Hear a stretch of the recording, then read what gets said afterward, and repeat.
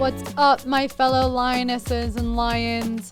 Welcome to the Project Lioness podcast, where we are here to disrupt the mainstream narrative when it comes to health, holism, and human consciousness. We are here to share bold truths about health and life from a female perspective.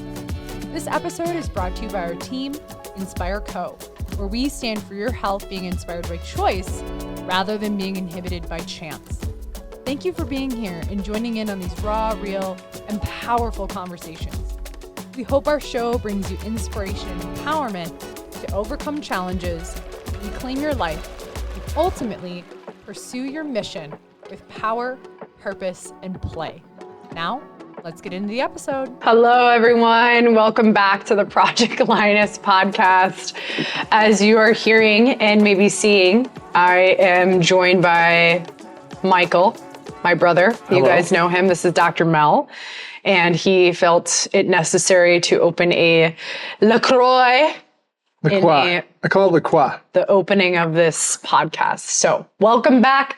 This is actually going to be a part 2 of a previous episode that we recorded in season 2, which is Business by Design, which is actually my first book, believe it or not, that I am writing and continuing to add to. It is in a electronic version at this point, but my goal by 2025, 2026 is to bring it into physical copy and get it actually published to help business owners and entrepreneurs create their business by design. So welcome, Michael, to the podcast. Welcome back. Thanks for having me back. What's new in your life? Let's do a little catch up and then we're going to dive into part 2 of this podcast. So if you haven't listened to part 1, search Business by Design in Project Lioness, go back and listen to it and get caught up, because it's actually, we're going through all the components of the book and what's included in our Inspire Business and Alignment Accelerator to help you feel confident in starting your business. But what's happening? What's new?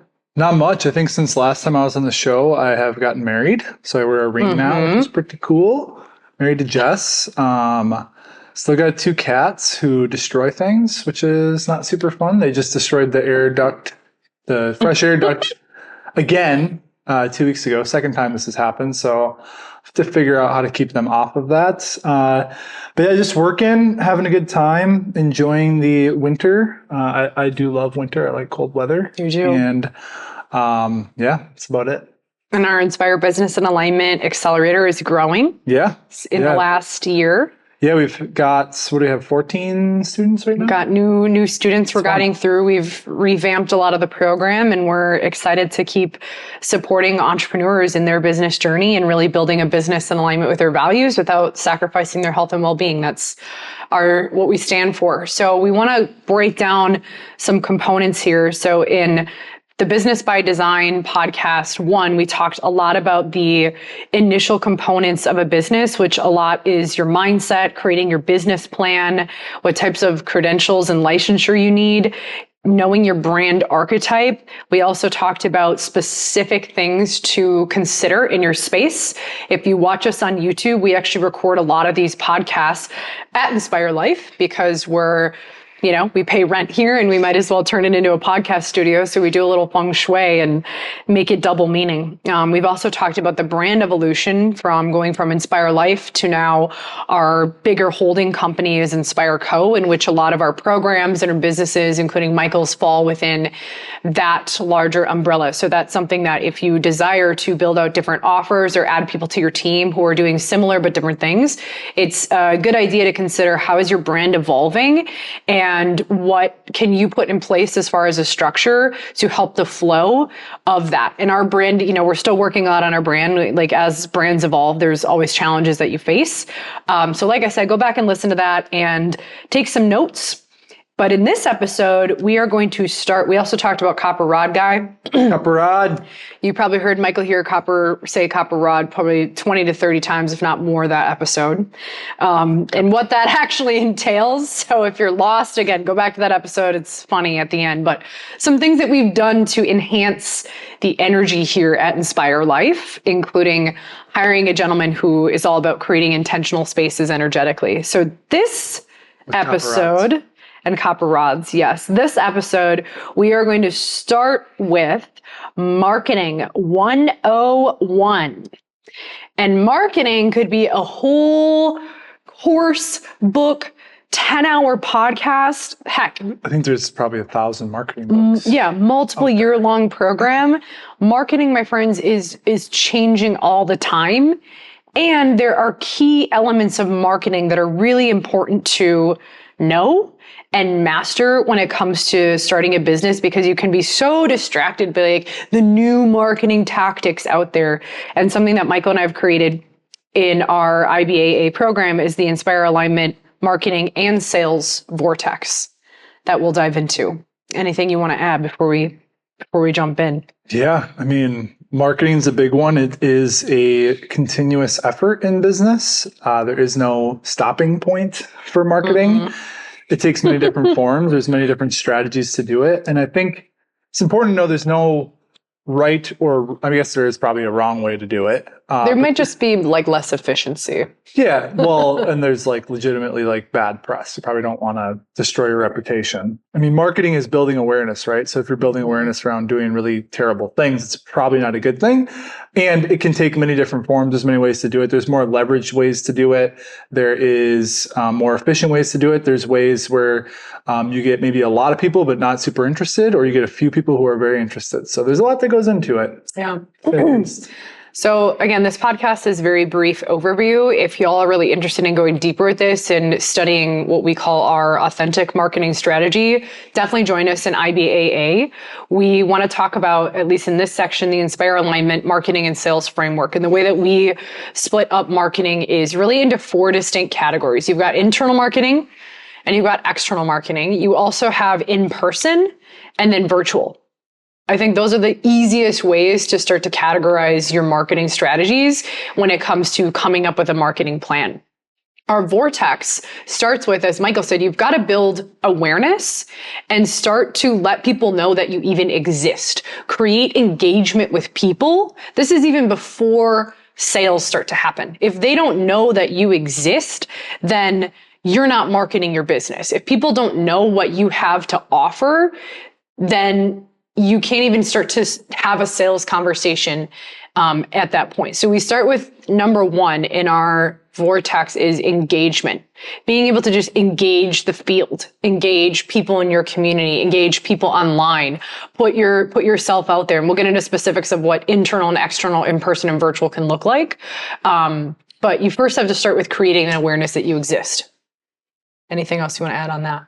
Yeah. I think with that, there's awareness and then engagement being 2 different things. Awareness is like, you see someone's posts on social media and you recognize that they are putting stuff out there. Whereas engagement is maybe they're liking, they're commenting, you're sending messages, and having people who are engaged is going to be, again, it's a lot more efficient to try and work off of people who are engaged than people who are simply just watching. Yeah. And knowing that there's a progression, right? Usually it starts with people seeing what you do and then they engage with you and then it steps into sales and whatnot. So it's kind of it's a process, right? Like some people will be engaged right from the start, right? Especially if you're doing, paid traffic, that kind of thing. A lot of times that's forced engagement, which I think can be a great thing. And just knowing that people will be on different levels of the continuum of, where they stand from a prospect perspective, and just understanding that you need to have a flow to get them to eventually become a client. And the way that we break that down within what we teach within IBAA is, you've probably heard this term, but if not, I think it's important to know. And there's different terms out there, but you've got cold leads.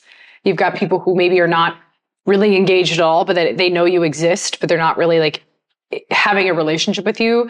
And then it turns into more warm, like the relationship is developing. And then hot means, okay, I know what you do. I see that you can help me solve my problems. Maybe at this point you've had some conversations with them, or they've met you a couple times. They're deeper down in the vortex. Those people are ready to buy. They're like right on the edge. You might just, there might be one thing to help them resolve to tip them over to actually working with you. And it's important when you hear these frameworks from us in teaching that this is a long game. Number 1, I know Michael and I probably have many stories where people have followed us for years and then finally jumped in because of something we said or something in that person's consciousness shift, or they were just like, okay, the problem or the pain that I'm dealing with is enough, or like, I got to do something about it. In whatever industry you're in, obviously Michael and I work with a lot of service professionals and people in the health industry where health is their number 1 priority, or they're business owners in the service industry where their clients are dealing with that.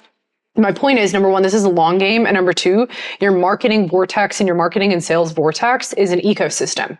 So you may be doing a couple different things at once, and we'll get further into that. So once you've had some engagement, then if they start to show more interest, you move into the layer of qualification. So being able to actually discern, is this person a right fit for my program? And are they going to get results based on what I know about them? And do they know enough about you as the service provider and business owner to make that decision both logically and emotionally? Because as much as we want to know the logic of things and want to like understand all of it, there comes a point where you're not going to know everything. And a lot of our decisions do come down to that emotional perspective of desire, like wanting to get out of pain and pursue more pleasure. And I don't care who you are, you can be ultra conscious, you can be super whatever, but at the core of it, that is how we start to make decisions, is there is usually some emotion involved, even when you know all the stats and all the numbers. Yeah, I think with qualification, I wanted to actually backpedal just a minute too. And when you were mentioning engagement, understanding that with marketing, like I mentioned, it's a continuous effort. So a lot of times the message is right, but the timing is wrong. That's for a good people. point. The timing is just a little bit off. And that's why it's important to find consistency and to have systems with marketing, because people may join your email list or follow you on social media, and they know that, you know, they're getting to know you as they do that. And they may really resonate with what you're saying, but the timing just isn't right yet. The pain of the problem isn't big enough to where they're ready to make a decision around working with you. And then, you know, 1, 2, 5 years later, maybe eventually they're like, yeah, I'm ready to invest in solving this problem. So I just wanted to touch on that. And I think with qualification too, you know, not all leads and not all engaged leads are the same, right? There's a lot of people who, quite frankly, don't want to invest in solutions, and that's okay. There's some people who aren't ready to, especially if you're a service provider, and if you offer a program where they have to put in some work, they might not be willing to put in the work, and that's okay, right? They might not be willing to show up and do the things that need to be done for them to get the results. So having a system that you can make sure that the right people are signing up is super important, because, you know, at the end of the day, if you get a client who maybe you pre-qualified them and you recognize like they might not be the right fit, but I also like I need a client, like I need to pay bills and stuff. That's also putting your reputation on the line. Mm-hmm. So it's really important to understand that your reputation as a business owner is arguably the most important thing that you have. It's going to help you generate referrals. It's going to help you build goodwill. It's going to help when people do become engaged leads, they're going to trust you more. And a lot of the sales process and marketing is about building trust. So making sure that people are qualified and being willing to say no to potential clients. Like if someone is, if they're trying to maybe, you know, get huge discounts and they're trying to get more out of you than what you're worth, or maybe flip of what I just said. I don't know if that made sense. It might be people who are, again, they say they may desire the result, but they're not willing to put in the work to get there. Being really diligent about who you take on as a client, making sure that they're the right fit for whatever it is that you offer is super, super important. So. And if you're, what Michael's speaking to, if you're wondering like, okay, but how do I do that? Within IBAA, we have tons of frameworks when you get to that point. If you're one of our students, you have probably hit this point at now, which is great. We have tons of frameworks to support you in these conversations that really, I think, is an understanding of like human psychology. Yeah. That's what marketing and sales is, just really understanding human psychology and human behavior. And when you can do that from a place of like permission and understanding, knowing your worth and not coming from a place of desperation, that can be huge in building a business more sustainably. It may not get you 100 people right away, but you got to think about the longevity and the lifetime of that client when you start it right from the get-go and they feel like they're being seen and heard. And I think most of the time when you're in that engagement into the qualification, like you've done a lot of marketing and now we're kind of dipping into the sales process. But when you've done your due diligence, they're going to feel like they're seen and heard because you're asking the right questions. So if you're curious about that, Michael and I have tons of frameworks in IBAA that help people understand what questions to ask to help the client potential client start to think differently about their relationship and working with you, and really like digging deeper into like their why and what problems they're facing and what's getting in the way, and anyway, I could go on and on, but yeah, I mean, you don't even need to necessarily be in IBAA. You could fill out the application for IBAA, and that will show you how we qualify people from the get-go. Yeah, that's a good point. I think it's 12 questions, and there are certain questions where if you respond a certain way, you're not eligible for the program. Right. So that's one simple way to do it. Yeah, you could literally go on, I think I can just post the application in the show notes. Yeah. There it is. We can literally show you what we do, and even you can just fill out the application. Use that application, like take it and change up your own stuff, add your own flavor to it, but to give you something to work with right now, I think can be really valuable. So let's get deeper into marketing. I'm going to read off what the Vortex includes. We're not going to get quite into sales and stuff yet, but so you've got engagement, you've got qualification. We started to talk about the sales process, then onboarding. Once they said yes, how do you onboard a client in the most pristine way possible, then creating retention, and then ultimately ascension or offboarding if you're choosing to end their program or maybe they've graduated. What's their next step? So that's our Inspire Alignment framework that we've created from both a sales perspective and a marketing perspective. More specifically, if you guys are watching on YouTube, you can see Michael and I are looking at my computer where we actually have our book. Let's talk about the 4 quadrants. So we talked about with marketing, you've got the in-person and virtual, and then the internal and external. So internal marketing strategies are things that if you do have a brick and mortar, you're doing them more in-house, or if you have a virtual program, maybe you're doing them more in-house, like within the technology, not necessarily going out and meeting people. So some examples of internal marketing strategies that we found work really, really well for Inspire Life are events or challenges, hosting workshops here. We put wisdom questions on the board to actually engage our community.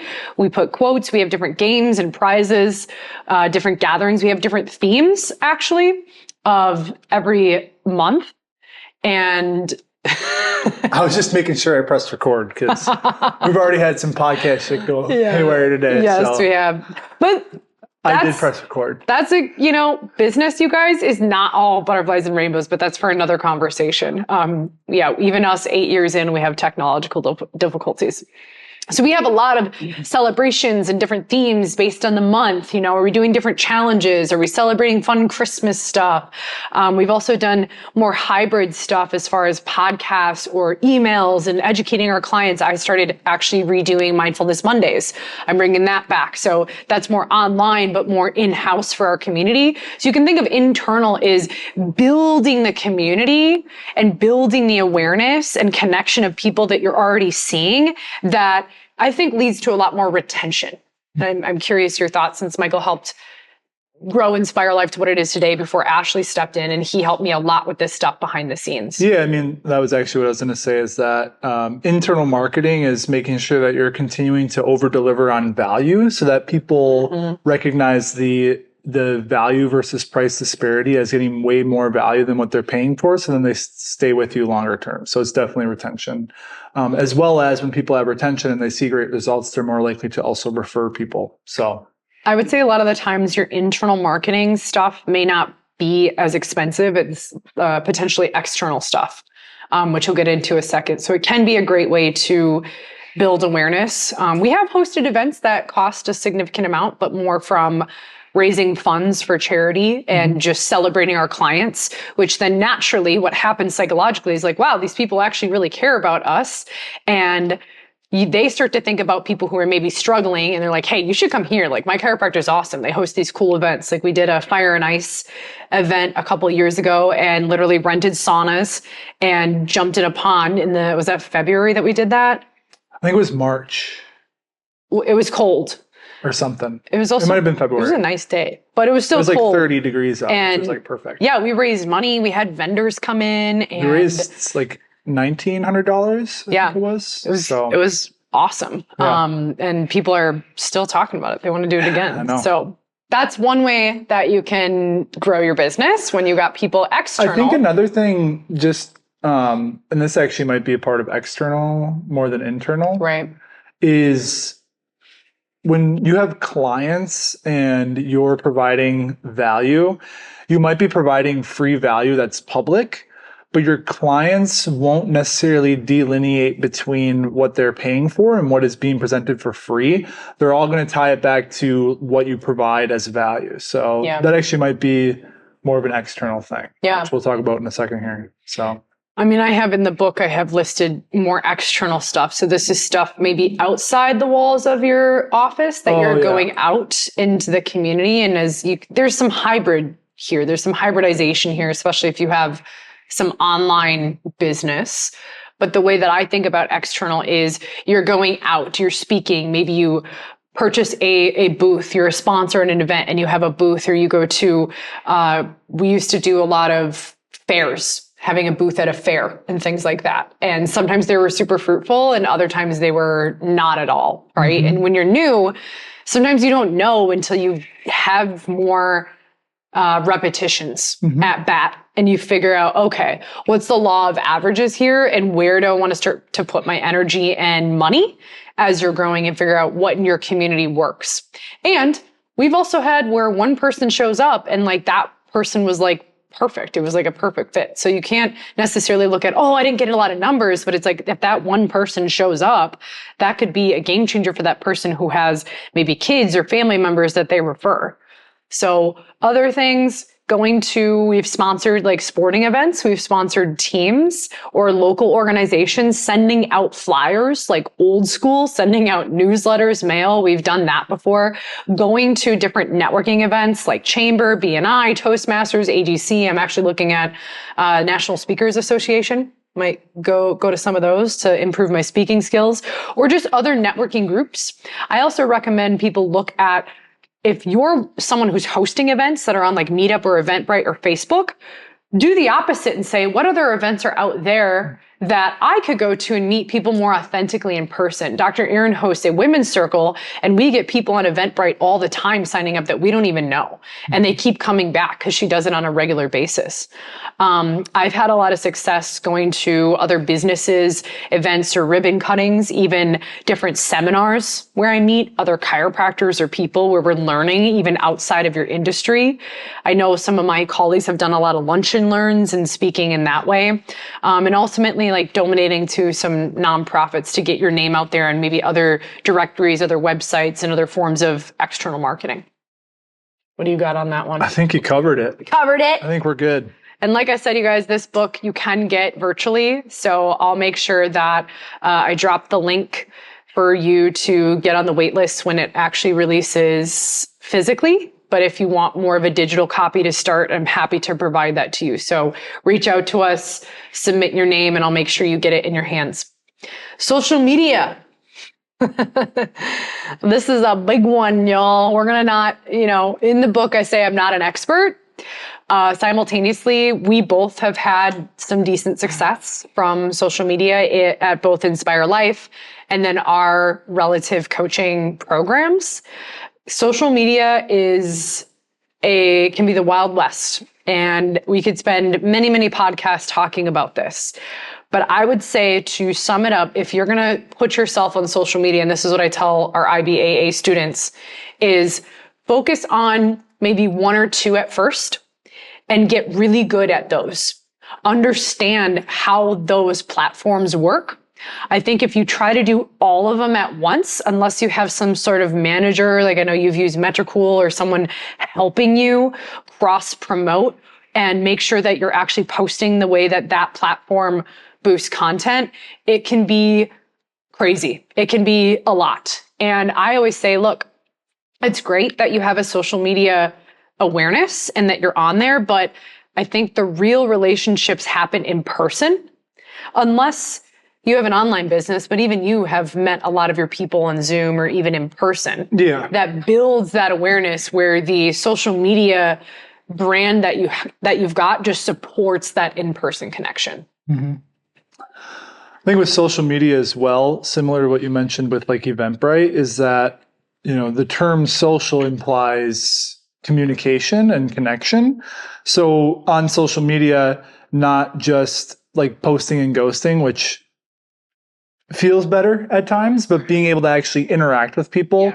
A lot of times you'll gain followers by just commenting on other people's posts and making, insightful comments or helping people think about things in different ways. That's another way to grow. It's not just posting content, but it's actually being social on social media. And I think with social media, again, I'm very much a systems thinker. So having systems in place, not just for posting, but also for spending time on social media, that also is nice for creating boundaries and like knowing that you don't have to reply to everyone within 5 minutes. Like you could have a 30-minute chunk of your day where it's like, okay, the first 10 minutes of this, I'm going to get a post posted. And then for 20 minutes, I'm going to engage with other people on social media. Yep. And that can be a great way to start. I think there's that piece of the equation with social media gets lost so often. Everyone's like, got to make viral content, or I need to be consistent and post 3 times a week, or I need to have the right hook and story and lesson. It's like, you also just need to go and like, if there's hashtags that you're posting with, go into those hashtags and literally interact with a bunch of posts. And don't be afraid to authentically. Don't be afraid to share your mind, right? Like when you see people who are like, eggs are the worst thing ever, it's be like, well, no, you're wrong. And here's why you're wrong. That's Michael's perspective. One thing I like that Rachel Peterson, I recommend following Rachel Peterson. She's like the queen of social media. I love Rachel Bell. There's a lot of people out there who are really great at teaching social media concepts where it doesn't have to feel like a lot, like having some frameworks when you go online. I always think about what would my ideal client love to hear right now? And how can I turn that into a teaching moment? I'm big on Instagram stories to provide value in my stories without any sort of sale. And that's how I've been able to build like multiple 6-figure businesses, including my coaching business, without really any paid advertisement. But one of the things that I love that Rachel Peterson says is we look at maybe some views or comments, and let's say you're comparing yourself to someone who has 2 million views versus you've got 200, let's say in a reel or a TikTok. And she's like, think about that though. If you were in a room full of 200 people, that's a lot of people. And social media has created these really interesting things in our brain where we just have so much comparison to maybe the 2 million and we forget like those are still people. And it doesn't matter how many followers you have. What matters is the type of followers and how much they're engaged with you. So some people have 1,000 people that follow them, but if 80% of their audience is super engaged versus 1 million, but half of them are robots, again, you have to consider the depth of the relationship that you may have raving fans where it's 10 people who love you and they keep wanting to buy from you versus 100 robots who are kind of in and out, and that can get exhausting in business as well. I'm personally a fan of just developing deep relationships and raving fans where maybe I don't have as many people in my programs as someone else, but the people who come, like they stayed with me. There's high lifetime value of that client and retention. Beep boop, robot.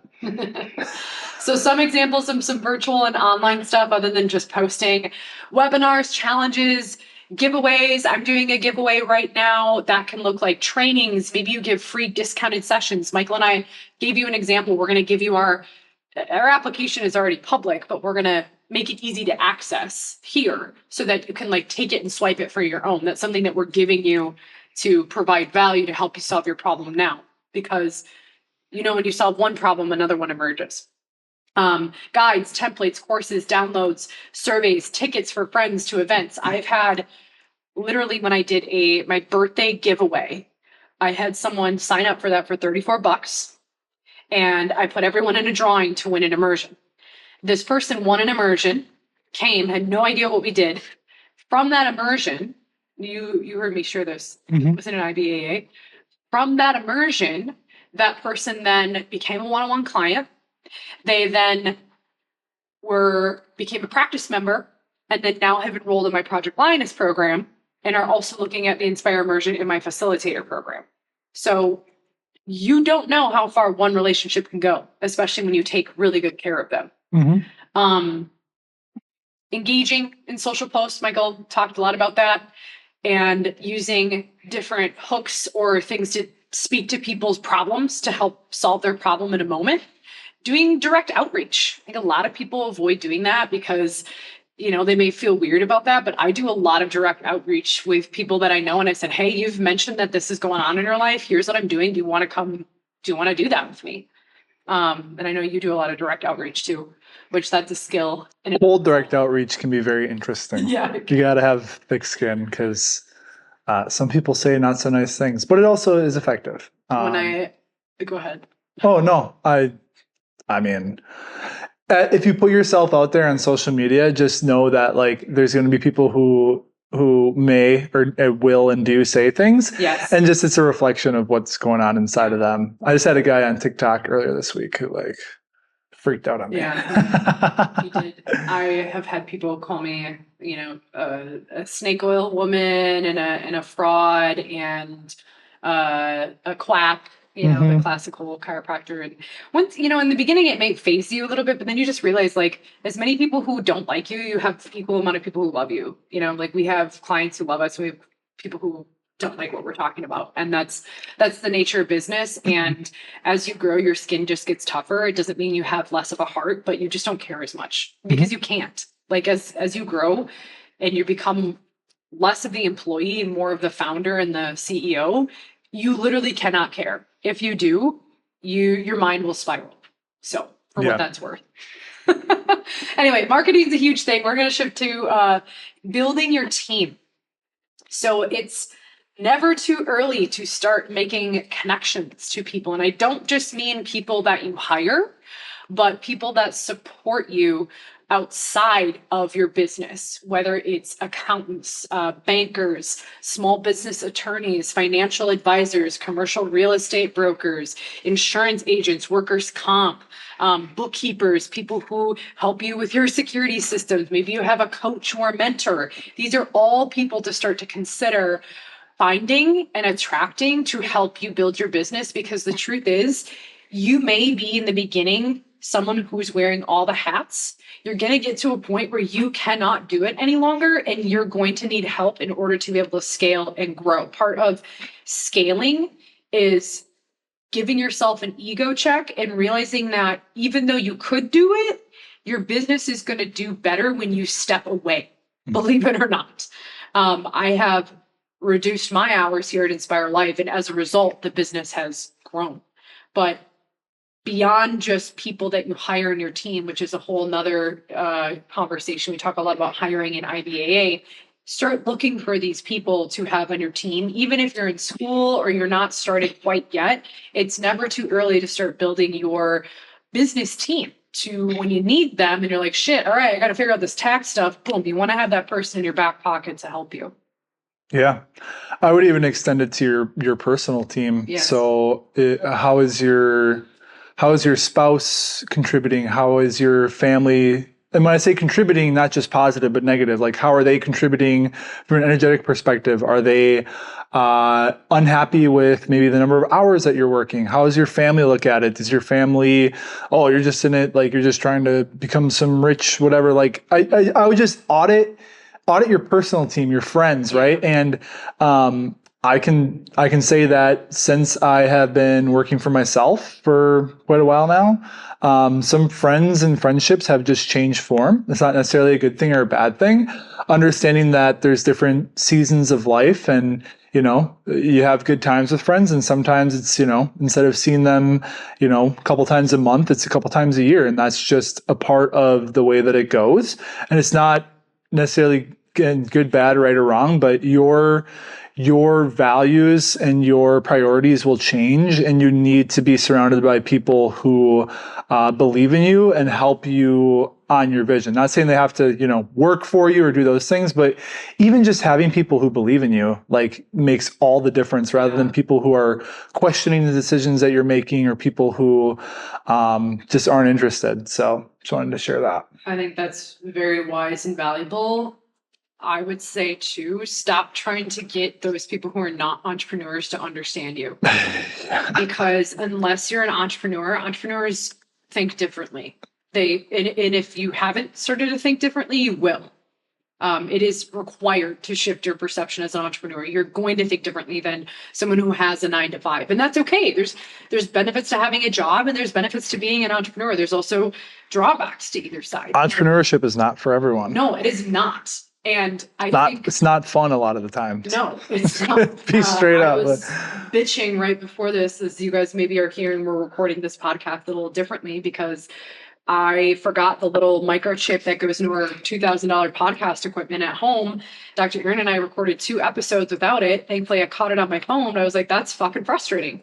Like, that's an hour and a half of my time that I could, just whatever. Like, that's things happen like that. You just have to move on.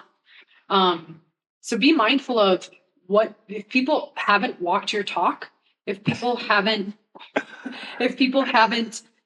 done what you're trying to do, and they're from the outside and they're trying to give you advice, like, you can say, hey, thanks, but no thanks. I've got mentorship and I'm hiring people who have walked that talk. Now, it doesn't mean at the same time you need to be an asshole to them, because you can respect them, but just be mindful, like, who you're surrounding yourself with, because those people will never understand and you can't expect them to understand. Yeah. And if you hold these expectations over their head, you're going to destroy those relationships. And so that's why it's valuable to join communities. I mean, we've got our Inspire community on Facebook. That has a lot of other entrepreneurs in there. We've got, our Inspire Business and Alignment Accelerator. We do our business and entrepreneurship immersion. We've got a lot of different ways that you can start to tap in to a different way of thinking. Yeah. I think I may have mentioned this the last episode too, but like, don't take advice from people who haven't walked the walk that you're trying to walk, right? Like in IBAA, we are helping service providers create aligned businesses so that their business is working for their lifestyle and they're not sacrificing their health, as well as creating 6 figures, because that's what both of us have done, right? So it's like, it's like with weight loss, like I'm really good as a board certified health coach who specializes in weight loss, because I used to weigh 375 pounds, right? Like I'm not just some relatively in shape mid-30-year-old guy. Like I have that lived experience. So I just think I can't remember what prompted me to say that, but because people are going to have ideas and thoughts for how you should run your business, and they don't run a business, so they don't really know anything, right? In fact, we were at an event on Tuesday, and I had someone who was telling me like I need to start an online community and do all this stuff. He didn't even ask me a question. He didn't even ask if you had one. I know. It's like, well, actually, I do have an online community that currently has 62 members, and my engagement rates, I have like over 60% of people are engaging on a weekly basis and all that stuff. He's like, oh, I was like, so maybe ask a fucking question. Did you catch that conversation? I was kind of in it, but that is a good point. Is on the flip side, if you're someone who is a mentor or who is a coach and you're out and about in the community, ask questions. Because just because Michael's young and just because we're young doesn't mean we don't have that experience. And it can be easy to want to project what you think is best when he didn't even ask. And he didn't even have a community yet. He's creating one. I'm like, right, maybe you should be asking me questions on this. Yeah, it's like I said, Michael and I are really trying to create some practicality for you and to do more of a reality check, to understand that when you get into the world of business, it can feel like the wild, wild west, and we're here to create more groundedness and practicality and realness and authenticity.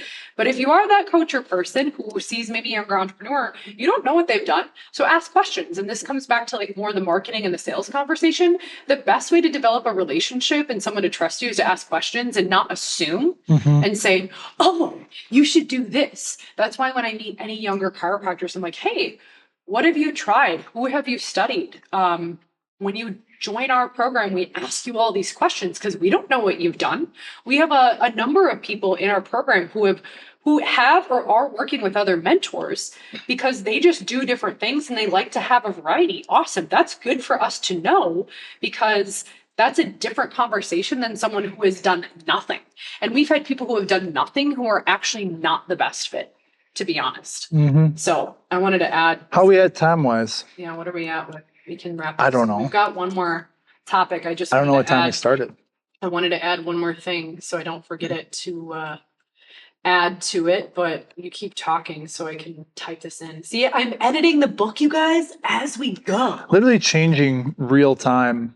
I think as we think about this entire marketing vortex thing too, always keeping in mind that in our business, we're going to have specific problems that we solve. So how do we continue to focus on that, right? And not feeling like I think one of the things that I could actually improve in my business is I'm slightly niche down, but not as niche down as I could be. And I think there's pros and cons to both ways, but when you can really speak and have because I look at it more as like I'm an expert, like I'm a world-class expert when it comes to fat loss and muscle gain, because I've done that and I've helped hundreds of people do it, right? So just honing in on your specific craft and knowing that, like, again, with pre-qualification of people, like you might have people who come in who you could maybe help a little bit, but they might be better served working with someone else that and recognizing that we only truly receive by being able to give, and knowing that if there's someone who maybe doesn't fit into your niche properly, maybe they you could help them a little bit, but not as well as much as they need the help. Being willing to refer out, and I think that's a really powerful thing, and it's going to build a lot of trust and goodwill with them, so that they're like, oh, like I could have just signed up with you, even though I maybe wouldn't have gotten the best results. Whereas if you refer them out and they get better results, they're going to continue to translate or tie that value or the transformation they got back to you being real. Yeah. So, because you're that authority figure. You're that trusted advisor that they trusted, and you actually gave them advice for them, not just trying to boost your numbers and make a sale. Boom. There's industries or people that have considered working with us and we're like, could we help them? Yeah, but there's probably people better for them based on like their industry. We're really great at the health and kind of fitness realms of helping people grow their business. So yeah, health service, not even health product, just health service. So last but not least, there's obviously probably going to be a part 2 of this book, but I do want to talk about grand opening. So this could apply if you have a brick and mortar. Honestly, having some sort of celebration, if you're more of an online business, is also great, of celebrating anniversaries. I've done that with my podcast. I know other people have done like the celebration of their online program and have like a fun party for your clients or new people. But creating a grand opening to celebrate all the work that you've done can be a very powerful marketing tool. Specifically, having a soft opening and then what I call hard opening, or whatever, a real opening. I called it a real grand opening in the book. So a soft opening is an opportunity to work out the kinks in your business. This is something that I had attempted to do at Inspire Life, but because there was a delay in the build-out process, I didn't really get that opportunity to have a soft open into a real grand opening. So we kind of all just threw it at once. But ideally, if you can have a soft opening, meaning these are clients that you would take that maybe have been interested in what you're building, and you've already been laying the groundwork. You've already created a runway for yourself, but you're not necessarily open to the public just yet. So again, are you a chiropractor? Are you a yoga studio? Are you a massage place? Like whatever business you have, it's really important to start to get people in the door to work out the kinks. And one of the ways that you can offer this is offering them more of a founder's rate. So say, hey, I'm taking 10 people. You're one of those people who I know has been following me and interested in the services I'm going to be providing. I would love to offer you a founder's rate to help me work out my kinks and systems. And as a result, or in exchange for that rate, I would really just love a testimonial if you have a great experience. How does that sound to you? So creating a fair exchange for new people to figure out your phone system, your paperwork system. How do people actually move through the space? Are there things that you need to shift? Like, oh, this table needs to go over here. Like, that flow didn't work. When these people are checking in, is it clogging up the flow of other things? That's really important to at least have 4 to 6 weeks to work out those kinks, I would say.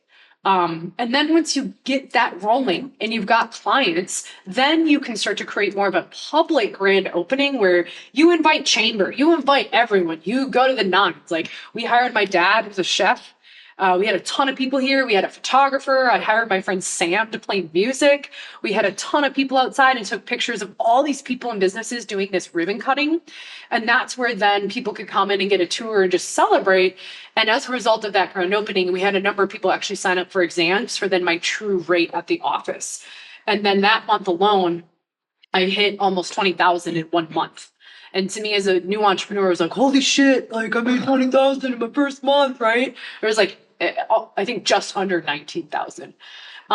But I had been doing work, like so much groundwork up until that point. And even when things got delayed in the build out, I still was like going out to businesses and connecting with people and saying, hey, I know I'm graduating chiropractic school and I know you've had these like I had a lot of rugby friends support me who were like, yeah, I want to be a client of yours, right? I was like, cool, I'm going to charge you $35. Now at the recording of this, we've increased our prices all the way to $90 a session, right? But that's 8 years in practice. I've got a lot more expertise and a lot more skill. But my point is, don't be afraid to have a soft opening. Figure out your stuff. Let it be messy. People are going to appreciate there's people when they were the founders, they loved it. They would come in and help set up stuff in the office. And we stayed here till 1 a.m. one time with Brad, setting up those freaking shelves. And I think someone brought like a 12-pack of beer. We had fun with it. And then once you have things polished, then I think it's great to open it up to the public and really start hitting the ground running in that perspective. Anything you want to add on that, Michael? No, it was pretty neat. It was pretty neat. It was pretty wild. I was there. You were there. I guess, yeah, for online business, it could be like starting with whispers, like, hey, this is coming. Maybe just make a very vague social media post and build engagement, maybe do some direct outreach with that. And then like when coming soon. Yeah, that kind of thing. Trying to think of the Hormozy framework he talks about. It's like something whisper, speak, shout. I don't know, something like that, but whatever. You could look that up too. I like in his $1 Million Offers, that's the book you gave to me. No. $1 Million Leads. Yep. Right? I get him confused. He talks about just that direct outreach of letting people know, hey, here's what I'm starting. Here's what I'm doing. And here's who I help. These are the types of results that I get and the results that they're experiencing long-term. You're someone who came to mind because of XYZ. Either you or who do you know would benefit from this type of product service. Not trying to sell directly to who you reach out to, but asking them who they know. Yes. Yeah, I gotcha. That's a great framework when you're opening. And I actually have that framework in our launch blueprint. So if you go, which is a free training where we talk about the 3 Ps of business and how to generate your first 10K plus in business. I talk about that framework in particular of how to break that down and start to reach out to people. Because as much as when you're new, you think you don't have leads, you do. They're in your phone, right? They're friends on Facebook. And they may be really, really cold, but they're there. You have people family, right? You've got people that you can start to reach out to and just get the ball rolling. Is everyone going to be a fan and become a client right away? No. Are you going to get ghosted? Yeah. Are you going to get rejected? Yeah. That's business. Okay. So in the book, as we wrap up, I do have a grand opening checklist so that you don't forget a beat, all the things to consider. And then I do talk about, I'm going to add a section in here about the business and entrepreneurial consciousness that we briefly touched on. So stay tuned for edition 2. I also have an entire list of people that I have used when it comes to my professional team, branding experts, and then a ton of free resources that I mentioned in the book that you can easily download, swipe, and use without any cost. So, cool beans. Thanks for being here, Michael. Yeah, if you guys are curious about what we're up to, go in the show notes, check out some of the free resources, check out IBAA, reach out to us on social media. We're happy to have a conversation, hop on a call with you to see how we can help you start up, sustain, and scale your business. But with that, this is Dr. Mel. Michael. And thank you for tuning into the Project Lioness podcast. We love and appreciate you. And we'll see you in the next episode. Peace, love, keep inspiring. Peace. Thank you for joining the Project Lioness podcast. Did you find value in today's episode? Help us impact the lives of others by sharing this podcast with someone you know who would resonate and benefit from the Project Lioness message. Excited to hear more? We invite you to subscribe on whatever platform you're tuning in on. And we'd be so grateful for you to leave us a review about what you enjoy most, as well as what you'd like to hear more of. Thank you so much for all of your support. Sincerely yours in power, purpose, and play. Dr. Mel with the Project Lioness podcast. Keep rising, keep roaring, and keep inspiring.